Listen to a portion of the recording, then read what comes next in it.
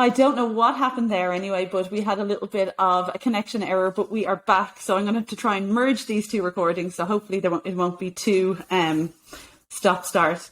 But anyway, Gilly, if you could tell us then about some maybe simple yoga habits that we could start incorporating at home, if we don't have time to go to yoga class, is there anything you'd suggest Yeah, of that we course. could get going with?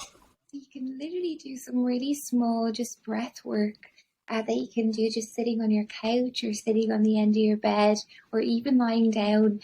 So, a really good one if you're lying down is just placing a hand on your tummy and a hand on your chest and just making sure that you're taking those big, deep breaths where your chest comes forward, your diaphragm, your tummy. Because day to day, a lot of people breathe in the kind of upper chambers, so they're literally shallow breathing, and they might never notice that it never kind of goes fully down into the diaphragm. So having the hands on either place just allows you to focus on the rise and fall and taking those bigger kind of deep expansive breaths down into the belly and then just letting the body kind of soften back down onto the bed. So even doing just 10 deep breaths, just giving yourself that time, maybe shouldn't take longer than about 2 minutes, can really help just settle you down into that kind of parasympathetic nervous system, that slower system, and give yourself that time to rest. And even then, just again while sitting, or you can try do while standing, is just one or two sun salutations. It's mad the kind of power of taking that big lift with the arms up overhead, allowing the head to fall back and coming back down. Just allowing yourself to take up some space and opening up the chest, bringing the arms back. It's called into your cactus arms and back forward into Mm. prayer. Just small little movements. They don't have to be too energetic, but it's just slowing the body down and taking up some space, taking 5 minutes out of your day just to kind of calm and allowing yourself that time to respond to how you're feeling. Taking a few moments to think about the emotions that you have. And even outside of yoga, just journaling, trying to, if you are having a stressful day, taking a moment to figure out if you are feeling sad, or is it that you are actually anxious, or am I actually stressed, or is this just because I'm tired? And writing it down to try to figure out what it actually is, because we do have a busy mind, and sometimes we might think we're one thing, but if we actually take a moment, we'll realize that I'm actually just hungry. I'm not angry, or whatever it is, you know? We get muddled up so much.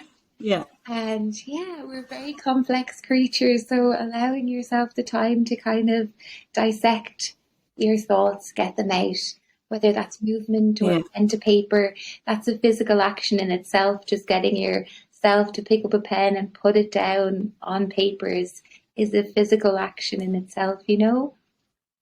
Yeah, that's a lovely pathway into talking about journaling next anyway. So that journaling and mindset work is a huge part of my Nourish, Move and Shine program. And there's some ladies who kind of dive right into it and are so surprised at how much they learn about themselves as they start on this journaling journey. And there's some people who are literally like, oh God, no, I can't. I couldn't possibly write my thoughts down. I know some clients are like, I would be terrified my kids would read it. Or there's others that would open up a page and literally be like, I have no idea what to write. Or just even cringe at the thought of it. They find it a really embarrassing practice. So, have you any? So, I think we've kind of talked about the benefits of being able to, clarify your thoughts and be able to connect with what you actually are feeling and why you're feeling it. So, would you have any maybe tips or suggestions of how to get started with journaling and what you'd suggest starting with, basically? Yeah, of course. I totally understand that journaling is one of those things that people sometimes do cringe at because they're like, oh God, like writing down. Sometimes you find it so silly to write down like three things I'm grateful for and those kind of traditional things. But journaling is so personal to each individual. And it doesn't always have to be like three things I'm grateful for, or your what it was something that you like overcame today.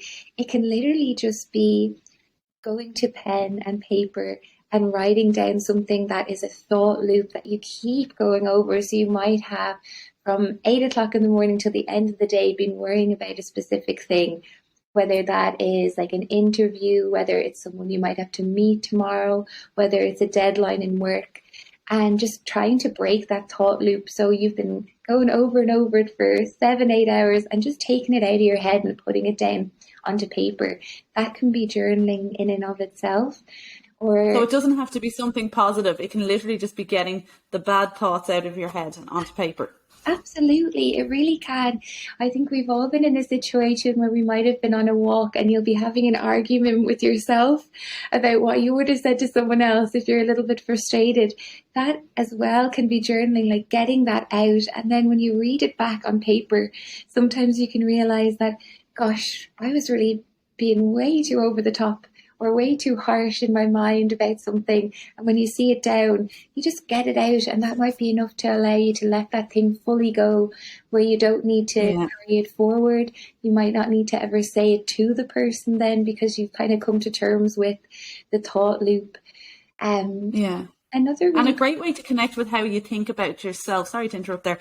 How you talk to yourself, because that's a huge thing, our inner voice and how our inner critic.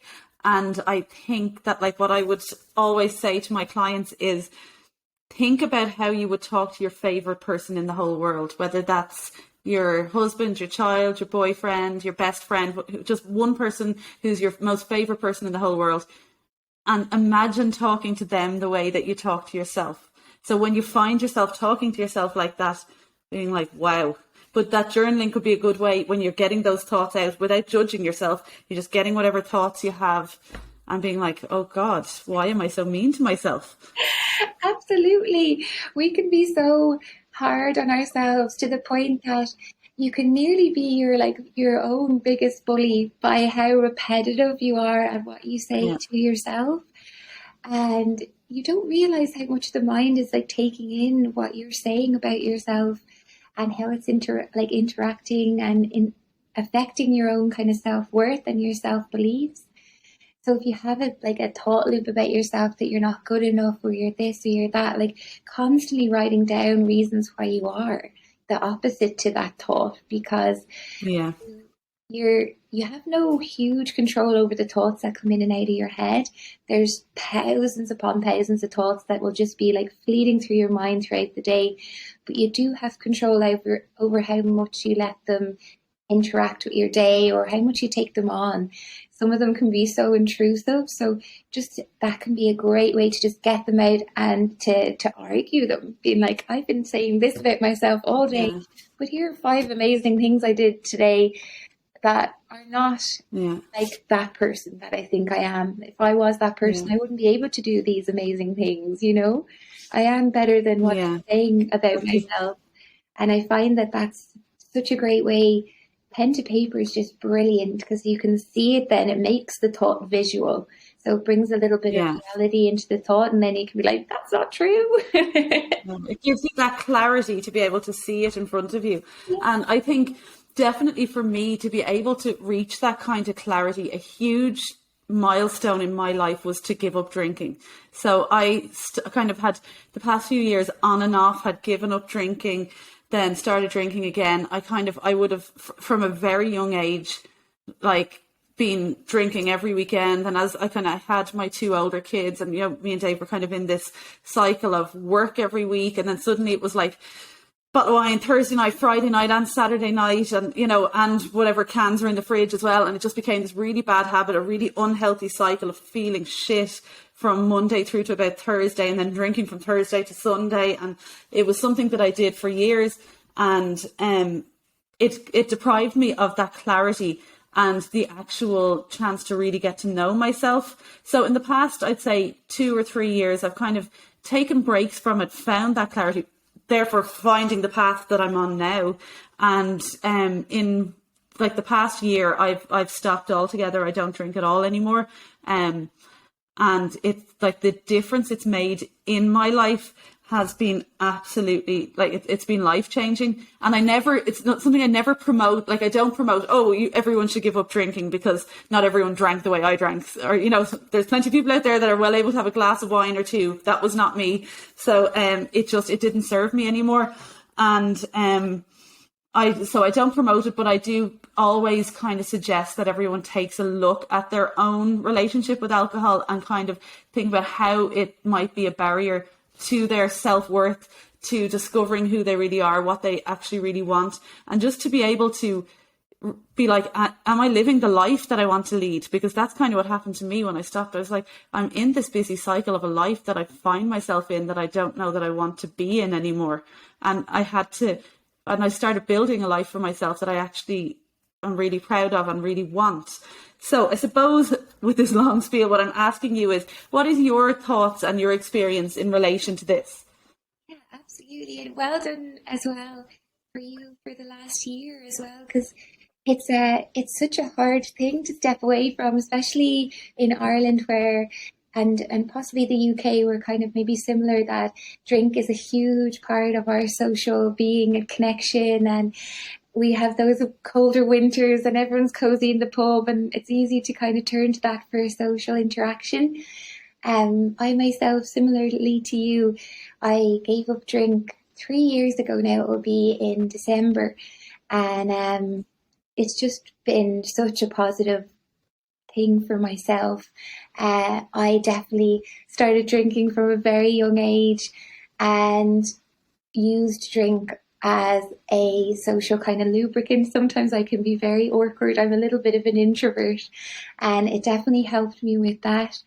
And then it just became a thing for me where I was drinking socially Thursday, Friday, Saturday, out all the time. And the flip side of that was I would spend Sunday, Monday, Tuesday, sometimes even into Wednesday being really anxious, not myself. Yeah. I'd only just feel myself again on Thursday, and I'd just totally lose her again for Thursday, Friday, Saturday. Yeah. So it got to a point where I only really was ever me on a Wednesday or a Thursday, and then I was gone again, and I just completely lost myself.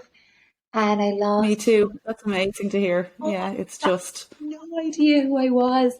And I think a little side kind of bundle to that, when you feel like you've lost yourself, you just naturally lose your self-worth, which unfortunately in turn leads you to drinking more to try feel comfortable and to fit in, because you don't know where, you don't even fit in with yourself. So it's such a bad cycle, and I just completely had no self-worth at all, which had a massive kind of impact on my mental health. Went totally below normal, and there's a saying where they say that you accept the love you feel you deserve, and for many years I felt like I was just not worthy of love. And to the point where I unfortunately actively looked for people who would treat me the way that I felt I was deserving, which was not good. Again, such a negative impact on your mental health when you yourself are treating yourself badly, and then you're allowing other people to do it too. So it got to a point where I was like, I have to stop. My goodness me, I was like, I am not going to be here in a few years' time if I keep doing what I'm doing. So I took a step back and I was like, okay, I'm going to stop for a week. And that was on New Year's Day or New Year's Eve. And I was like, I'll stop for a week. And I stopped for the week. And then I was like, I'll stop for a month. And I stopped for the month. And to this day, I'm nearly 3 years off drink. And I'll never say never, because never is too big of a thing for me. But I know that I'll do it for another week, and I'll do it for another week, and I'll probably keep going forever. But I'll never say I'm never going to. Yeah, exactly. Yeah, because then it makes it so final. And I think it's just, it becomes that the longer you don't drink, the more you don't want to, because you become grateful for how you feel and you want to continue. I actually still have nightmares of waking up after a session with a hangover. Yes, oh my God. Like it's a nightmare. I'll wake up in a fright and I'll be like, oh, thank God I didn't do that. Oh my You God, know? you have these phantom, 100%. I Yeah. used to get that when I first stopped, and I'd wake up and I'd actually have a phantom hangover headache for about 15 minutes. And then my whole body would realize that I actually wasn't out, because I'd wake up and I'd be like, God, I Yeah. don't remember being out. I must have been so drunk. And I'd Yeah. have to go to Yeah. my partner, or like sometimes I text one of the girls being like, was I out last night? I don't remember being out. And they're like, no, you were home. Like, but it was so Yeah. Just to expected. build that trust in yourself. Yeah, yeah, totally. But I think like it's just so important to address, because I think, like you said, it's such a normal part of our society, especially when we were growing up. Like, I know now in our 30s, it's you know, it's easier to not drink, I think, when you're in your 30s, and particularly for the stage that I'm at with small kids. I've now kind of created this life for myself where I don't particularly like going out at nighttime anymore. I like to do things during the day, and I like to unwind, and I've become more introverted the older I get, which I enjoy, which makes me think that my extrovert personality was very much linked to alcohol and was kind of not real anyway. I quite enjoy my own company now, and because Dave is so funny, he goes to bed at about 9 o'clock because he gets up at about 5 a.m. for the gym. So, because he's in the gym for 6, like, so, like, I spend a lot of time in the evening by myself, which I love now. But I think it's just, drinking is so normal for in your teens and your 20s. And then it becomes something that we don't question when we head into our 30s. And then suddenly I think there's a lot of people who are lost in this vicious cycle. And I just think it was just really important for us to address it, that there is so much more to gain by taking a little break from it and just Yeah. actually connecting with yourself. Oh, so much. And it is really hard. And I was even saying to Elliot the other day, like, there's definitely points, especially when it's sunny out and it's the summer and my friends might be out down the beer Yeah. garden, where I feel like I'm like, God, I miss it. But it's that, like, the grass is always greener, that, like, I wish I could have drank in the way that they do, where they can have the one or two and have fun. But when I take a step back and realize, I'm like, I actually never could do that. I always went too far. I never did Yeah. have the fun, one, two, and then went home. So it's better for me to just not. And I have the most amazing friends. Like, they have never been anything other than so supportive of me taking a step back. And they've always Yeah. been like, I'll meet you for coffee, I'll meet you anywhere else. And I definitely can still meet them in the pub, but I'd probably go home at 9:30, do you know? Whereas Yeah, you're like, you're done. You've done the socializing. Yeah. But I think as well, it's becoming so much more normal not to drink. And then there's the zero beers. I was in Galway there a few weeks ago, and I was able to get a pint of Heineken Zero on draft. I couldn't believe it. I actually nearly I had to like watch them pouring it to make sure it was actually like they weren't trying to give me the real Heineken. But it was amazing. So I was with a friend and we sat and we had live music and we had our pints, like obviously I had like 2 pints the whole night, because you're not going to like suddenly have like 7 or 8 pints of zero because you'd be sick. But it's just so lovely because it does give you that same kind of connection, that warm feeling of being in the pub, socializing, but like that to a certain point, and then I'm kind of like, yeah, I want to go home now. I've had enough. I've had enough of this. because it's really important for, like, you to have self-worth, and, like, that's one thing I really want, is a safe space for, like, my yoga, my class, and that's what I always wanted my page to be, for people to come and just feel like they weren't on their own and they kind of fit in. Because, like, we're Yeah, all so different and we're all so beautiful in our own ways. And yeah. that's just what I want people to feel when they kind of come to class. And I I consciously think you do a really, really good job of offering that to people. That's exactly the type of energy that you give out on your page and in your classes. So definitely. thank you. I try so much to do that, and I make a conscious effort when I put any, like, ads up on my Instagram. So when I'm advertising my class on a Wednesday or a Sunday, or if I have any updates for my page, I always use these kind of they're kind of like a cartoon type of graphic, but I'll always make sure that the women and men in those pictures, there's never any faces. So I don't have any faces on any of those graphics. They're like faceless people of all shapes and sizes, all beautiful Yeah. colors, because I don't want anyone to kind of come to my page and see some amazing model doing like a back bend. I want them to come and see that like their external self is not important for who they are to come to the class. Although they may be Yes. so beautiful, I just want that actual, like the inner person to come and them to feel happy about the outside of themselves, you know? Yeah, yeah, absolutely. So I will finish up now in a minute, but I wanted to ask you one more question, which I am going to be asking everyone that I interview is, what does the word health mean to you? Uh, I think it is for me just taking the time to appreciate the body and the person that you are and looking after the vessel that you are in. So, whether that is with movement, nutrition, with your sleep, whatever it may be, it is just taking care of yourself. Because I think for adults or for kind of anyone, you start to have responsibilities for your family, maybe your friends, and it's so easy to look after other people to this really high regard. And even like looking after your pets, your flowers, like your plants, we tend to externally look after everyone else before ourselves. But health should be very personal and to just holding yourself in the same regard as you would for your loved ones, your friends, your family, and just taking that effort, that time to see what's best to make you be the best version of yourself. Oh, that is just fantastic and such a lovely way to finish. And Gilly, thank you so much for your time and for all of your thoughts and your advice. It's been so, so valuable. Is there anywhere that where people can connect with you? So what will be your social media, your yoga classes, anything you'd like to mention here? Yeah, of course. So I do most of my kind of interaction on Instagram.